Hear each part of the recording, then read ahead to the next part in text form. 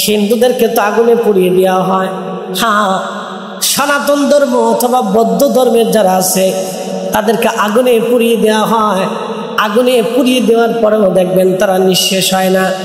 তারা আগুনে পোড়ানোর পরে যে কয়লা বা ছাই থাকে এইগুলি তারা মাটির মধ্যে দাফন করে দেয় অথবা পানির মধ্যে তারা ছেড়ে দেয়। সে যেখানেই ছেড়ে দিক না কেন এই পানির এই ছাইগুলি একসময় মাটির তলদেশে যে মিশে যায়। ওই মাটি থেকে ওখান থেকে মানুষ ওঠা শুরু করবে, যে যেখানে থাকবে সেখান থেকে ওঠা শুরু করবে। কবর উদ্দোলিত হবে, ফাঁকা হয়ে যাবে। কবর থেকে মানুষ উঠে উঠে হাসরের দিকে দৌড়াইতে থাকবে, আল্লাহর দিকে দৌড়াইতে থাকবে, মানুষ রবের দিকে দৌড়াইতে থাকবে। কিয়ামতের ময়দানে আল্লাহর দিকে মানুষ দৌড়াইতে থাকবে। সেই দিনটা কত বড় ভয়াবহ হবে, কত কঠিন হবে সেই দিন। আল্লাহর দিকে মানুষ দৌড়াবে। আল্লাহ বলেন আলিমাত নাফসুম মা কদ্দামাত ওয়া আখারাত। তুমি জীবনে কি আমল করেছো আমি রব সেই দিন তোমাকে সব দেখায় দিব, কোনো কিছু বাকি রাখবো না, তোমাকে সব আমি আল্লাহ দেখাবো। তুমি জীবনে কি কি আমল পাঠিয়েছো, আখিরাতের জন্য তুমি কি সম্বল রুজি রুজি করেছো, হাসরের ময়দানে নাজাতের জন্য তুমি কি করেছো, আমি আল্লাহ তোমাকে সেই দিন সব দেখায় দিব। সেই দিন তুমি জানতে পারবে, সেই দিন বুঝতে পারবে তুমি কি ভুল করেছো কি ভালো করেছো, তুমি সব সেদিন জানবে। তোমার কোনো কিছুই আর অগোচরে রাখা হবে না। সুন্নাতুরাদ্দুনা ইলা আলিমিল গায়বি ওয়াশ-শাহাদাতি ফায়ুনাব্বিউকুম বিমা কুনতুম তা'মালুন। অতঃপর আমার কাছে ফিরে আসবে তুমি, আমি রব তোমার গোপনে প্রকাশ্যে সব কিছু আমি রব তোমার জানি। ফায়ুনাব্বিউকুম বিমা কুনতুম তা'মালুন। তুমি জীবনে যা আমল করেছিলে তোমার আমল নামাগুলি আমি আল্লাহ সেই দিন তোমাকে দেখাবো। তোমার আমল নামাগুলি আমি রব তোমাকে সেই দিন দেখিয়ে দিব, তোমাকে আমল নামা দেখাবো। হাসরের ময়দানের বিভীষিকা এতই কঠিন হবে। আল্লাহ নবী বললেন কোন নারীর যদি গর্ভে বাচ্চা থাকে 3 মাস আর 2 মাস, 1 মাস আর 6 মাস, বাচ্চা ভয়ে বিহ্বল হয়ে নারীর গর্ভপাত হয়ে যাবে। কোন যুবক যদি সুদর্শন থাকে তাহলে সে ভয়ে বৃদ্ধ হয়ে যাবে। কারো চুল যদি কাঁচা থাকে ভয়ে চুলগুলি তার পেকে সাদা হয়ে যাবে। আল্লাহ নবী বললেন সেই দিন সমস্ত মানব জাতি খাতনাবিহীন অবস্থায়, একেবারে বস্ত্রহীন অবস্থায় তারা উচিত হবে। পৃথিবীর সমস্ত মানুষের কোনো বস্ত্র থাকবে না, কিন্তু আমার রসুলের বস্ত্র ভরা থাকবে। আমার নবীকে রওজা শরীফ থেকে উঠানোর আগে আমার আল্লাহ আমার রসুলকে জান্নাতের পোশাক পরাইয়া, অতি উত্তম সুরত দিয়া সুন্দর জান্নাতি মুকুট পরাইয়া আমার আল্লাহ 70,000 ফেরেশতা বেষ্টন করিয়া আমার রব আমার আল্লাহ আমার রসুলকে হাসরের ময়দানে দাঁড়া করাবে। একবার জোরে বলা যাবে কি সুবহানাল্লাহ। সব মানব জাতি সেই দিন বস্ত্রহীন, সব মানব জাতি বস্ত্রহীন। আম্মা জান আয়েশা ডেকে বলেন ইয়া নবী আল্লাহি, নারীরাও কি বস্ত্রহীন? আম্মা জানকে নবী বললেন হ্যাঁ আয়েশা রে, নারীরাও বস্ত্রহীন। বলি ইয়া রাসূলুল্লাহ, তাহলে পুরুষ কি নারীর দিকে তাকাবে না, নারী কি পুরুষের দিকে তাকাবে না? আল্লাহ নবী বলেন আয়েশা, হাসরের ময়দানটা এত কঠিন, এতই ভয়াবহ আবেগ, কোন পুরুষ কোন নারীর দিকে, কোন নারী পুরুষের দিকে তাকানোর মতো সময় হবে না। এতটাই বিভীষিকাময় হবে, এতটা কঠিন হবে হাসরের ময়দান। কিয়ামতের ময়দানে কেউ কারো দিকে তাকানোর সুযোগ হবে না।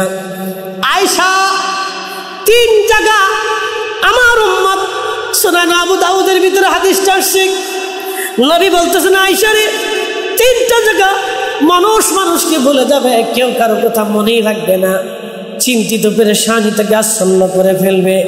1 নাম্বার মিজানের পাল্লা, মিজানের পাল্লায় যখন মিজানে নেকি আর আমলগুলি ওজন করা শুরু হয়ে যাবে তখন সমস্ত হাসরবাসী চিন্তায় পেরেশানিতে হতবিহ্বল হয়ে যাবে। সন্তান মার কথা মনে রাখবে না, মা সন্তানের কথা মনে রাখবে না, ভাই ভাইয়ের কথা মনে রাখবে না, বন্ধুর খবরই থাকবে না, বাবা সন্তানের পরিচয় দেবে না, সন্তান বাবার পরিচয় দিতে ওই সময় ভুলে যাবে। আল্লাহ নবী বলেন, আয়েশা তুমি শোনো, মিজানের পাল্লা আমার উম্মত, তামাম সৃষ্টির সমস্ত মানব জাতি, শুধু আমার উম্মত না, আদম সফিউল্লাহ থেকে কিয়ামত পর্যন্ত যত মানব জাতি, কিয়ামত পর্যন্ত যত মানব জাতি আসবে, হাসরের ময়দানে মিজানের পাল্লায় দাঁড়িয়ে সবাই সবাইকে ভুলে যাবে। সবাই একটাই পেরেশানি, না জানি আজ আমার নেকের পাল্লা হালকা হয়ে যায়, না জানি রে আমার গুনার পাল্লা আজকে ভারী হয়ে যায়। চিন্তায় পেরেশানি আচ্ছন্ন করে তাদেরকে বৃদ্ধ বানিয়ে ফেলবে।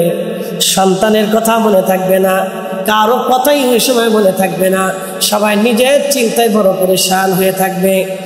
আয়েশা 2 নম্বর জায়গা হচ্ছে যখন ডান হাতে বাম হাতে আমলনামা হবে, আমলনামা ডান হাতে দিলে সামনে থেকে দেওয়া হবে, বাম হাতে দিলে পিছনের দিক থেকে তার আমলনামা দেওয়া হবে। আজকে তার জান্নাতের টিকিট দেওয়া হবে অথবা জাহান্নামের টিকিট দেওয়া হবে। ডান হাতে আমলনামা হলো জান্নাতের টিকিট, আর বাম হাতে আমলনামা হলো জাহান্নামের টিকিট। ওই টিকিট দেওয়ার সময় আহা আল্লাহ নবী বলতেছেন, আয়েশা রে, ও আমার আয়েশা তুমি শোনো, শোনো গো, মা সন্তান বলে যাবে, সন্তান মাকে ভুলে যাবে, বাবা সন্তান বলে যাবে, সন্তান বাবাকে ভুলে যাবে, কেউ কারো কথা ওই সময় মনে রাখবে না। পেরেশানি থেকে আশ্চর্য করে ফেলবে, এতটাই পেরেশানির মধ্যে থাকবে। টিকিট হবে জান্নাতের, না হয় জাহান্নামের, আমলনামা ডান হাতে না হয় বাম হাতে। মানুষ এতটাই পেরেশানির মধ্যে পড়ে যাবে আয়েশা রে, কেউ কারো দিকে তাকানোর সময় হবে না, খোঁজ নেওয়ার টাইম পাবে না রে আয়েশা। ও আমার আয়েশা তুমি শোনো, 3 নম্বর জায়গা হলো ফুলসিরাতের ঘাট। এইখানে আমার উম্মত দাঁড়ায় যাবে, কোটি কোটি মানব জাতি দাঁড়াবে এই হাউজে ফুলসিরাতের ঘাটে। আল্লাহ জাহান্নামের উপর দিয়ে একটা পুল রচনা করবেন, একটা ব্রিজ দিয়ে দেবেন। দুনিয়ার সময়ে 30,000 বছর পার হলে যত সময় হয়, ওই ফুলসিরাতটা পার দিতে এত সময়ের প্রয়োজন হবে। দুনিয়ার একজন মানুষ 30,000 বছর পথ চললে যত পথ চলে, ফুলসিরাতটা পার হতে এত সময় লাগবে। আল্লাহ নবী বললেন, ফুলসিরাতের ঘাটে যাইয়া বান্দা পেরেশান হয়ে যাবে, কে পার হবে কে পার হতে পারবে না, কে পার হতে পারবে কি পারবে না, এই চিন্তায় পেরেশানি তারা আচ্ছন্ন করে ফেলবে। সন্তান মাকে বলে যাবে, মা সন্তান বলে যাবে, বাবা সন্তান বলে যাবে, সন্তান বাবাকে বলে যাবে, ভাই ভাইকে বলে যাবে, স্বামী স্ত্রী বলবে, স্ত্রী স্বামী বলে যাবে। এই কঠিন সময়ে আয়েশা তুমি শুনে রাখো, 3টা জায়গা উম্মত কিয়ামতের ময়দানে পেরেশানির মধ্যে আচ্ছন্ন হবে।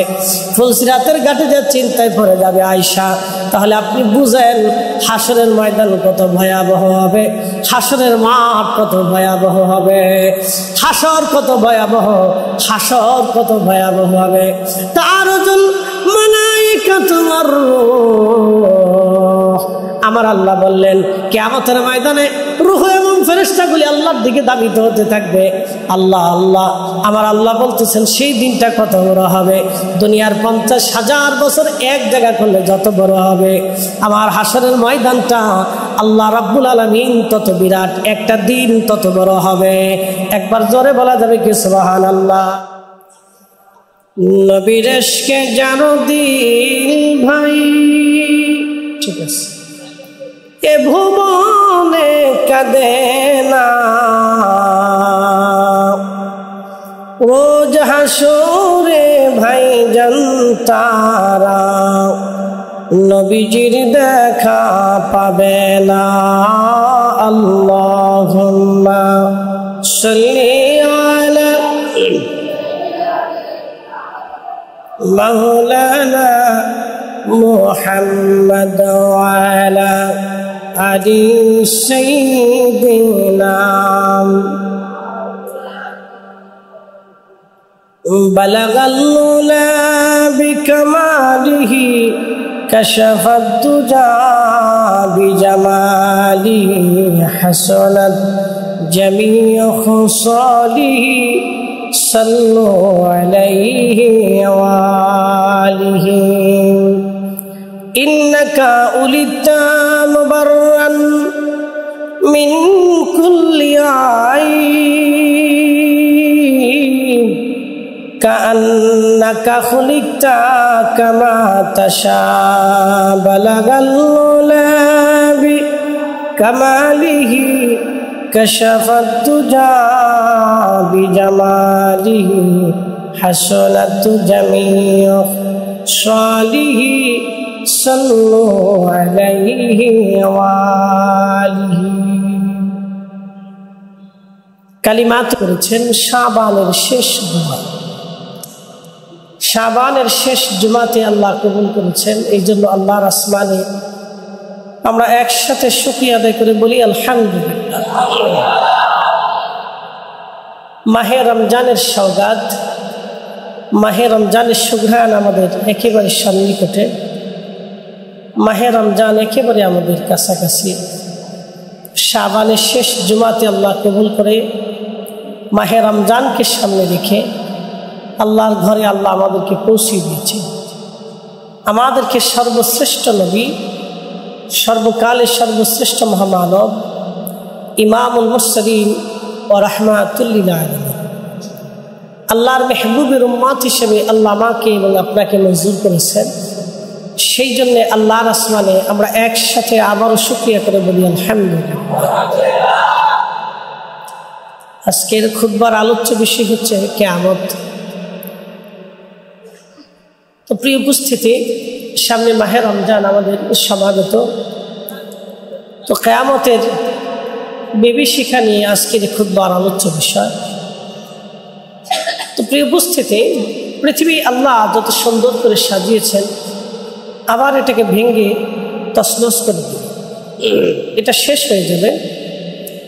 স্থায়ীভাবে আল্লাহ পৃথিবীকে সৃষ্টি করেন নাই, এটা ক্ষণস্থায়ীর জন্য সৃষ্টি করেছেন। এটা আল্লাহ পাকের ইচ্ছা, আমাদের কারো ইচ্ছা নাই, কারো শক্তি নেই। তিনি তামাম সৃষ্টিকে সৃষ্টি করেছেন, আবার তিনি ধ্বংস করে দিলেন, আবার তিনি পুনর্গঠিত করবেন এবং তিনি হাসরের ময়দান কায়েম করবেন। ওয়াবিল আখিরাতি হুম ইউকিনুন। আল্লাহ বলছেন তোমরা আখিরাতের প্রতি বিশ্বাস স্থাপন করো, আখিরাতে তোমরা বিশ্বাসী হও।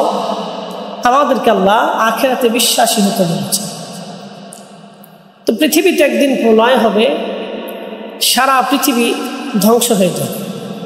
কুল্লু মান আলাইহা ফান, সব কিছু শেষ হবে। ওয়াবকা ওয়াজহু রাব্বিকা যুল জালালি ওয়াল ইকরাম। আল্লাহ বলছেন সব শেষ হবে, শুধু আমি রব থাকবো, আমি ছাড়া আর কিচ্ছু থাকবে না। কি আশ্চর্য কথা! আমার রবের, আমরা যে পৃথিবী দেখতেছি সব নিঃশেষ হবে, মিসমার হয়ে যাবে, একেবারে ধ্বংস হয়ে নাই হয়ে যাবে।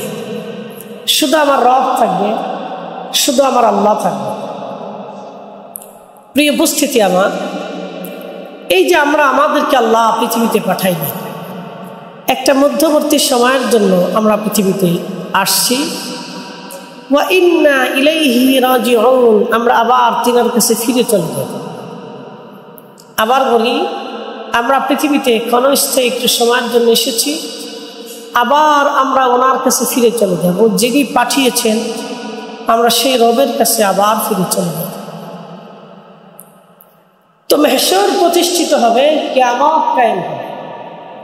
সে কিয়ামত আসার আগে পৃথিবীতে দুই ধরনের আলামত প্রকাশিত হবে। তার একটা আলামত হচ্ছে আলামতে সুগরা, ছোট ছোট আলামত। হাদিসের পরিভাষা অনুযায়ী ৭৫ এবং হাদিসের আরও ব্যাখ্যা বিশ্লেষণ এবং আরও সনদ অনুযায়ী ৮৫টা বর্ণনা আসছে। আর আলামতে কুবরার সংখ্যা আসছে ৭টা। তো শেষ আলামতে কুবরা হচ্ছে সূর্য পশ্চিম আকাশ থেকে উদিত হবে, এটা হলো শেষ। সূর্য পশ্চিম আকাশ থেকে উদিত হবে।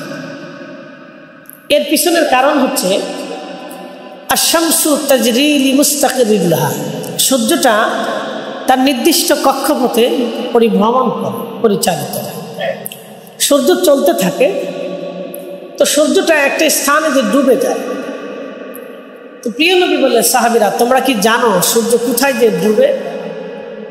তো সাহাবা কিরামের ভদ্রচিত জবাব ছিল, আল্লাহু ওয়া রাসূলুহু আ'লাম, আল্লাহ এবং তার রসুল ভালো জানে, আল্লাহ এবং তার রসুল এই বিষয়ে ভালো জানে, আমরা জানি না।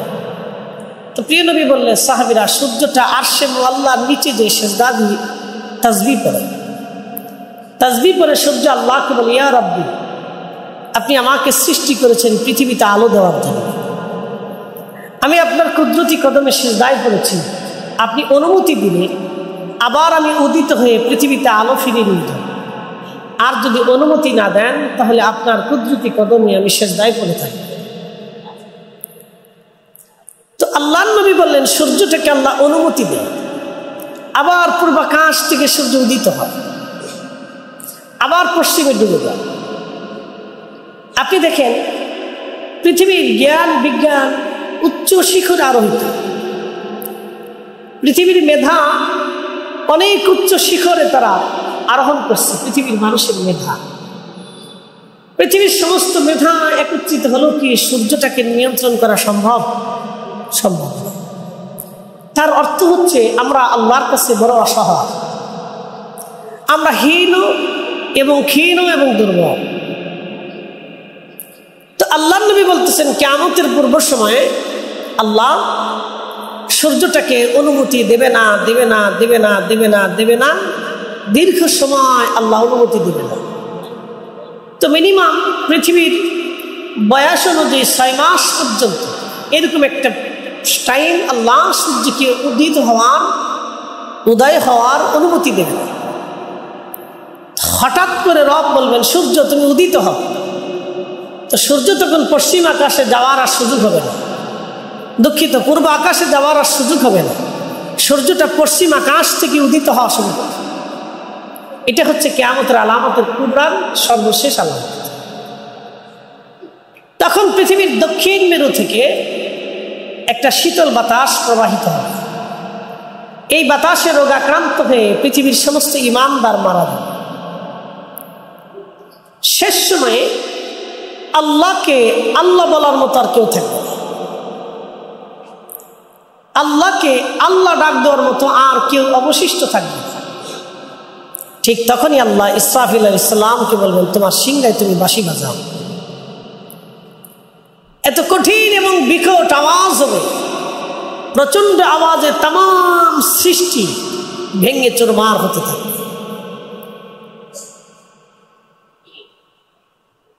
আল্লাহ কোরআনে বলেন ইদাস সামাউ ফাতারাত, আসমান ভেঙে ভেঙে পড়তে থাকবে।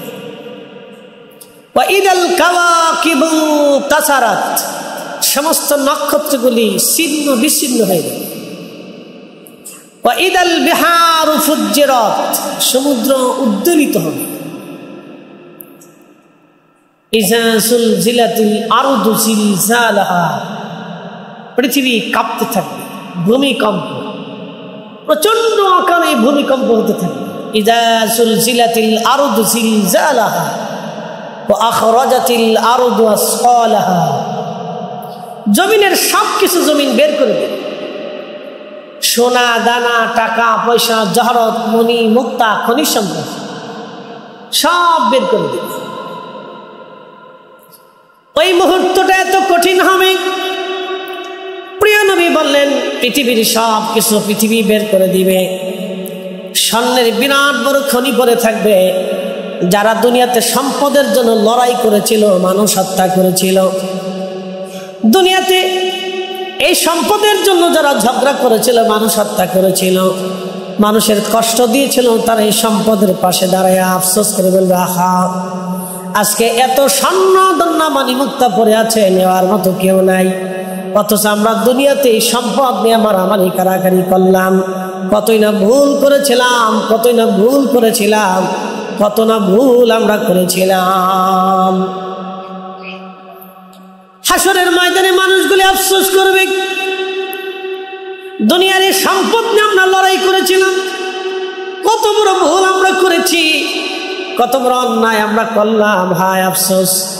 আজকে স্বর্ণের জায়গা স্বর্ণ, মণিমুক্তার জায়গা মণিমুক্তা, হীরার টুকরা পড়ে আছে, কেউ ধরে না, অথচ এই সম্পদের জন্য আমরা লড়াই করলাম, কত মানুষ হত্যা করলাম, কত জনপদ দখল করলাম, কত মানুষের সাথে জুলুম করলাম, কত অত্যাচার করলাম।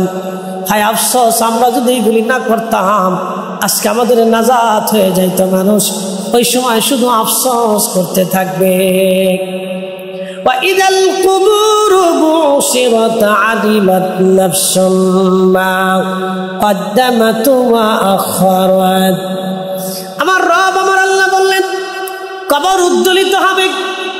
পৃথিবীর মাটির নিচে যত মানুষ দাফন হয়েছিল, মাটির অতল গহ্বরে যত মানুষ হারিয়ে গেল, যদি ধরেন বলেন তাহলে বলতে পারেন ফরিদি হুজুর, হিন্দুদেরকে তো আগুনে পুড়িয়ে দেওয়া হয়। হ্যাঁ, সনাতন ধর্ম অথবা বৌদ্ধ ধর্মের যারা আছে তাদেরকে আগুনে পুড়িয়ে দেওয়া হয়। আগুনে পুড়িয়ে দেওয়ার পরেও দেখবেন তারা নিঃশেষ হয় না। তারা আগুনে পোড়ানোর পরে যে কয়লা বা ছাই থাকে এইগুলি তারা মাটির মধ্যে দাফন করে দেয় অথবা পানির মধ্যে তারা ছেড়ে দেয়। সে যেখানেই ছেড়ে দিক না কেন, এই পানির এই ছাইগুলি একসময় মাটির তলদেশে যায়, মিশে যায়। ওই মাটি থেকে ওখান থেকে মানুষ ওঠা শুরু করবে, যে যেখানে থাকবে সেখান থেকে ওঠা শুরু করবে। ওয়াইদাল কুবুরু বুশিরাত, কবর উদ্দোলিত হবে, ফাঁকা হয়ে যাবে। কবর থেকে মানুষ উঠে উঠে হাসরের দিকে দৌড়াইতে থাকবে, আল্লাহর দিকে দৌড়াইতে থাকবে। মানুষ রবের দিকে দৌড়াইতে থাকবে। কিয়ামতের ময়দানে আল্লাহর দিকে মানুষ দৌড়াইতে থাকবে। সেই দিনটা কত বড় ভয়াবহ হবে, কত কঠিন হবে সেই দিন। আল্লাহর দিকে মানুষ দৌড়াবে। আল্লাহ বলেন, আলিমাত নাফসুম মা কদ্দামাত ওয়া আখারাত। তুমি জীবনে কি আমল করেছো আমি রব সেই দিন তোমাকে সব দেখায় দিব। কোনো কিছু বাকি রাখবো না, তোমাকে সব আমি আল্লাহ দেখাবো। তুমি জীবনে কি কি আমল পাঠিয়েছো, আখিরাতের জন্য তুমি কি সম্বল রুজি রুজি করেছো, হাসরের ময়দানে নাজাতের জন্য তুমি কি করেছো, আমি আল্লাহ তোমাকে সেই দিন সব দেখায় দিব। সেই দিন তুমি জানতে পারবে, সেই দিন বুঝতে পারবে তুমি কি ভুল করেছো, কি ভালো করেছো, তুমি সব সেদিন জানবে। তোমার কোনো কিছুই আর অগোচরে রাখা হবে না। সুন্নাতুরাত দুনা ইলা আলিমিল গায়বি ওয়াশ-শাহাদাতি ফায়ুনাব্বিউকুম বিমা কুনতুম তা'মালুন। অতঃপর আমার কাছে ফিরে আসবে তুমি, আমি রব তোমার গোপনে প্রকাশ্যে সব কিছু আমি রব তোমার জানি। ফায়ুনাব্বিউকুম বিমা কুনতুম তা'মালুন, তুমি জীবনে যা আমল করেছিলে তোমার আমল নামাগুলি আমি আল্লাহ সেই দিন তোমাকে দেখাবো। তোমার আমল নামাগুলি আমি রব তোমাকে সেই দিন দেখিয়ে দিব, তোমাকে আমল নামা দেখাবো। হাসরের ময়দানের বিভীষিকা এতই কঠিন হবে। আল্লাহ নবী বললেন, কোন নারীর যদি গর্ভে বাচ্চা থাকে 3 মাস আর 2 মাস, 1 মাস আর 6 মাস, বাচ্চা ভয়ে বিহ্বল হয়ে নারীর গর্ভপাত হয়ে যাবে। কোন যুবক যদি সুদর্শন থাকে তাহলে সে ভয়ে বৃদ্ধ হয়ে যাবে। কারো চুল যদি কাঁচা থাকে ভয়ে চুলগুলি তার পেকে সাদা হয়ে যাবে। আল্লাহ নবী বললেন, সেই দিন সমস্ত মানব জাতি খাতনাবিহীন অবস্থায়, একেবারে বস্ত্রহীন অবস্থায় তারা উচিত হবে। পৃথিবীর সমস্ত মানুষের কোনো বস্ত্র থাকবে না, কিন্তু আমার রসুলের বস্ত্র ভরা থাকবে।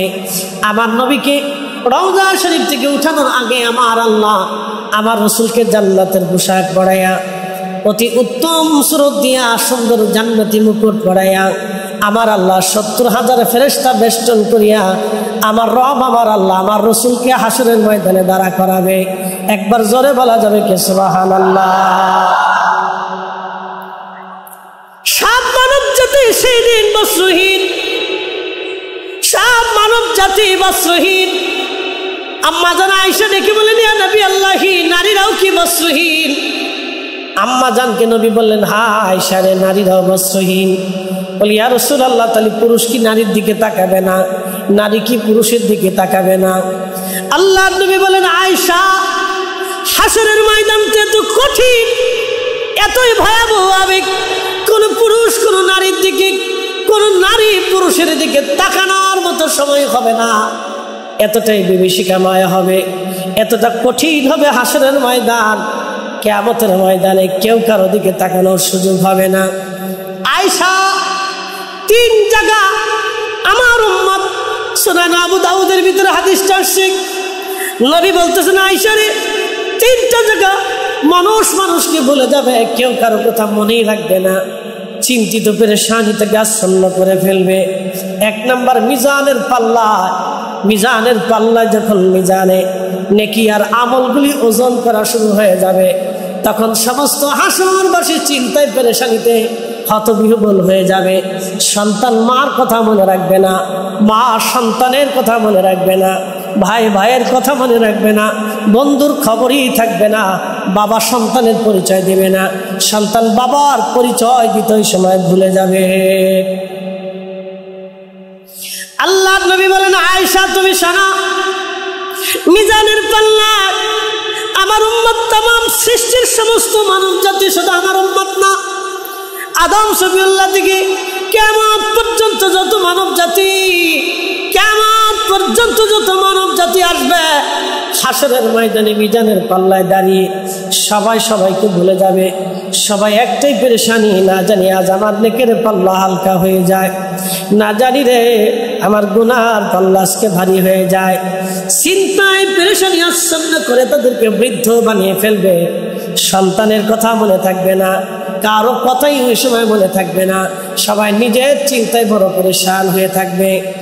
আয়েশা 2 নম্বর জায়গা হচ্ছে যখন ডান হাতে বাম হাতে আমলনামা হবে, আমলনামা ডান হাতে দিলে সামনে থেকে দেওয়া হবে, বাম হাতে দিলে পিছনের দিক থেকে তার আমলনামা দেওয়া হবে। আজকে তার জান্নাতের টিকিট দেওয়া হবে অথবা জাহান্নামের টিকিট দেওয়া হবে। ডান হাতে আমলনামা হলো জান্নাতের টিকিট, আর বাম হাতে আমলনামা হলো জাহান্নামের টিকিট। ওই টিকিট দেওয়ার সময় আহা আল্লাহ নবী বলতেছেন আয়েশা রে, ও আমার আয়েশা তুমি শোনো, শোনো গো, মা সন্তান বলে যাবে, সন্তান মাকে ভুলে যাবে, বাবা সন্তান বলে যাবে, সন্তান বাবাকে ভুলে যাবে, কেউ কারো কথা ওই সময় মনে রাখবে না। পেরেশানি থেকে আচ্ছন্ন করে ফেলবে, এতটাই পেরেশানির মধ্যে থাকবে। টিকিট হবে জান্নাতের, না হয় জাহান্নামের, আমলনামা ডান হাতে না হয় বাম হাতে। মানুষ এতটাই পেরেশানির মধ্যে পড়ে যাবে আয়েশা রে, কেউ কারো দিকে তাকানোর সময় হবে না, খোঁজ নেওয়ার টাইম পাবে না রে আয়েশা। ও আমার আয়েশা তুমি শোনো, 3 নম্বর জায়গা হলো ফুলসিরাতের ঘাট। এইখানে আমার উম্মত দাঁড়ায় যাবে, কোটি কোটি মানব জাতি দাঁড়াবে এই হাউজে ফুলসিরাতের ঘাটে। আল্লাহ জাহান্নামের উপর দিয়ে একটা পুল রচনা করবেন, একটা ব্রিজ দিয়ে দেবেন। দুনিয়ার সময়ে 30,000 বছর পার হলে যত সময় হয়, ওই ফুলসিরাতটা পার দিতে এত সময়ের প্রয়োজন হবে। দুনিয়ার একজন মানুষ 30,000 বছর পথ চললে যত পথ চলে, ফুলসিরাতটা পার হতে এত সময় লাগবে। আল্লাহ নবী বললেন ফুলসিরাতের ঘাটে যাইয়া বান্দা পেরেশান হয়ে যাবে, কে পার হবে কে পার হতে পারবে না, কে পার হতে পারবে কি পারবে না, এই চিন্তায় পেরেশানি তারা আচ্ছন্ন করে ফেলবে। সন্তান মাকে বলে যাবে, মা সন্তান বলে যাবে, বাবা সন্তান বলে যাবে, সন্তান বাবাকে বলে যাবে, ভাই ভাইকে বলে যাবে, স্বামী স্ত্রী বলবে, স্ত্রী স্বামী বলে যাবে। এই কঠিন সময়ে আয়েশা তুমি শুনে রাখো, 3টা জায়গা উম্মত কিয়ামতের ময়দানে পেরেশানির মধ্যে আচ্ছন্ন হবে। ফুলসিরাতের ঘাটে যে চিন্তায় পড়ে যাবে আয়েশা, তাহলে আপনি বুঝেন হাসরের ময়দান কত ভয়াবহ হবে, হাসরের মাঠ কত ভয়াবহ হবে, হাসর কত ভয়াবহ, হাসর কত ভয়াবহ হবে। তারজুল মালাইকাতু ওয়ার রূহ, আমার আল্লাহ বললেন কিয়ামতের ময়দানে রূহ এবং ফেরেশতাগুলি আল্লাহর দিকে ধাবিত হতে থাকবে। আল্লাহ আল্লাহ, আমার আল্লাহ বলতেছেন সেই দিনটা কত বড় হবে, দুনিয়ার 50,000 বছর এক জায়গা করলে যত বড় হবে, আমার হাসরের ময়দানটা আল্লাহ রাব্বুল আলামিন তত বিরাট, একটা দিন তত বড় হবে। একবার জোরে বলা যাবে কি সুবহানাল্লাহ?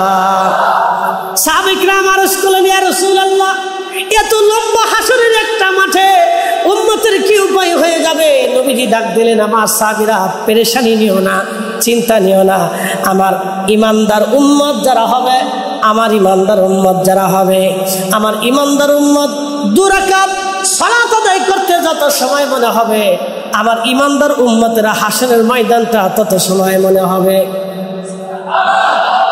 আর একটু জোরে বলেন সুবহানাল্লাহ।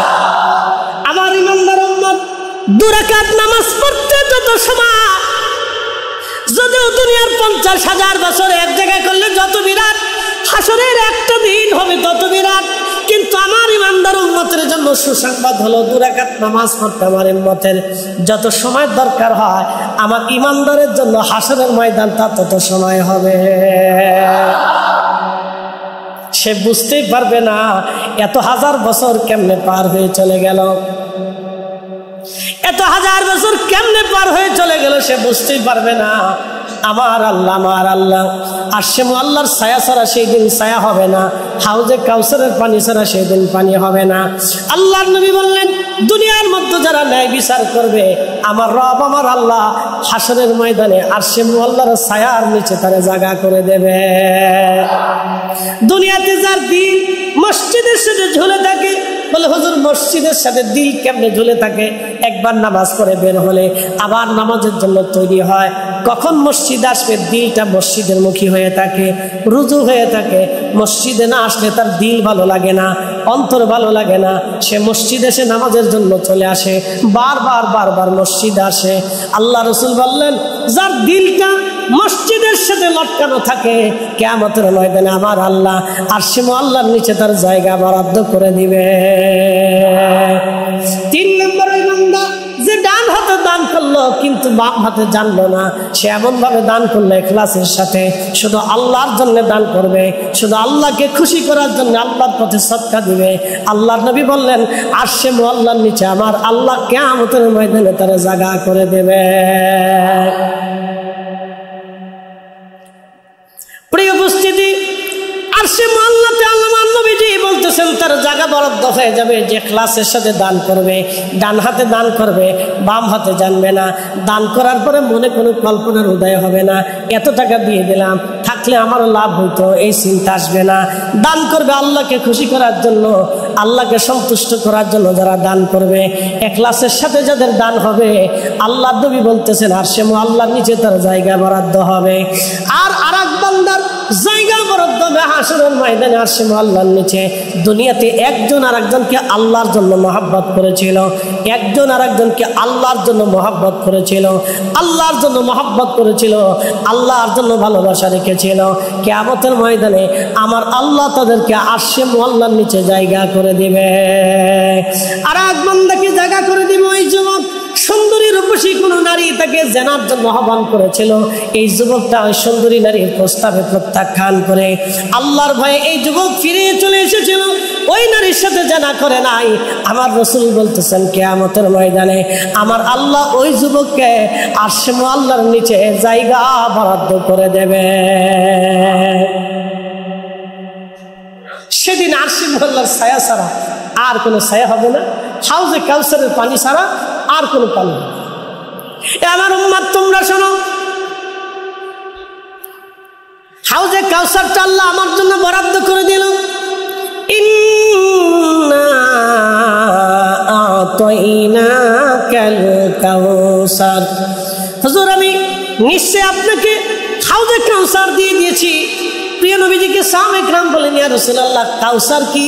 নবীজি জবাব দিলেন, কাউসার হলো জান্নাতের একটা নদী, জান্নাতের একটা নদী, নদীর নিচ দিয়ে জহরত দিয়ে মণিমুক্তা দিয়ে গঠন হবে। নদীর 2 পাটটা আল্লাহ স্বর্ণ দিয়ে নির্মাণ করবে। নদীর পান পাত্রগুলি জহরত মণিমুক্তা দিয়ে বানানো হবে। নদীর পানি দুধের চাইতে সাদা হবে, মধুর চাইতে মিষ্টি হবে, মিষ্ক আম্বরের চাইতে অধিক ঘ্রাণময় সুঘ্রাণময় হবে। আমি নবী মেরাজের রাত্রিবেলা জান্নাতের মধ্যে যাইয়া আমি আমার ওই হাউজে কাউসারের পানি আমি নবী হাত দিয়ে লড়াইয়া ছাড়াইয়া দেখে আসছি। আমি রাসূল আমার উম্মতের হাউজে কাউসারের পানি বেহেশতে যে মেরাজের রাতে আমি হাত দিয়ে লড়াই ছাড়াইয়া আমি দেখে আসছি পানি কেমন। সাহাবীরা রে, পানি খুব চমৎকার আর মিষ্টির চাইতে সুঘ্রাণ। আমার সাহাবীরা কিয়ামতের মাঠে এই নদীটা আল্লাহ প্রবাহিত করে দিবে। এই নদী ছাড়া আর কোনো নদী হাসরের মাঠে হবে না। সাহাবীরা তোমরা শোনো, আমি আমার উম্মতদেরকে ডেকে ডেকে ধরে ধরে নিয়ে হাউজে কাউসারের পানি পান করাবো। যে একবার পানি পান করবে তৃষ্ণা এমন ভাবেই মিটে যাবে যে জান্নাতে যাওয়ার আগ পর্যন্ত পানির কথা মনেই থাকবে না। হুজুর পানি কারা পাবে? উম্মত কি করে চিনবে? আদম নবীর উম্মত শীষ নবীর উম্মত, দাউদের উম্মত, সুলাইমানের উম্মত, মুসার উম্মত, ঈসার উম্মত, ইয়াকুবের উম্মত, ইব্রাহিমের উম্মত, ইসমাইলের উম্মত, ইউসুফের উম্মত, আইয়ুবের উম্মত, কত নবীর উম্মত আলাইহিমুস সালাতু ওয়াস সালাম। এত নবীর উম্মত কি করে আপনি আপনার উম্মত চিনবেন? আল্লাহ নবী বললেন, সাহাবীরা, আমার উম্মত নামাজ পড়বে, আমার উম্মত নামাজের আগে ওযু করবে, ওযুর জায়গাগুলি, সেজদার জায়গাগুলি কিয়ামতের ময়দানে আমার উম্মতের নূর চমকাবে, অন্য কোনো উম্মতের হবে না। কারণ সবার যদি নূর চমকায় তো কারো চিনা যাবে না, শুধু এই উম্মতের জন্য বরাদ্দ। আল্লাহু আকবার, আরেকটু জোরে বলেন আল্লাহু আকবার। এই উম্মতের জন্য বরাদ্দ, নামাজ পড়বে, ওযু করবে, সেজদার চিহ্নগুলি, সেজদার জায়গাগুলি আর ওযুর জায়গাগুলি নূর চমকাইতে থাকবে। আমি নূর দেখে দেখে আমার উম্মত টেনে টেনে নিয়ে আগে হাউজে কাউসারের পানি পান করে, আমি আগে আমার উম্মতকে পানি পান করে, পানি পান করে বেহেশত নিয়ে চলে। ফাসাল্লি, হুজুর হাউজে কাউসার যদি পাইতে চায় তো বলে দেন ফাসাল্লি, নামাজ পড়ে। ফাসাল্লি লিরাব্বিকা ওয়ানহার, আপনার রবের উদ্দেশ্যে যেন সালাত আদায় করে আর কুরবানি করে। আপনার উম্মতকে বলেন তারা যেন সালাত আদায় করে, কুরবানি করে। ও আমার নবী, আমার হাবিব উম্মতকে বলে দেন আপনার উম্মত যেন সালাত আদায় করে এবং কুরবানি করে, তাহলে কিয়ামতের ময়দানে হাউজে কাউসারের পানি তার বরাদ্দ হয়ে যাবে।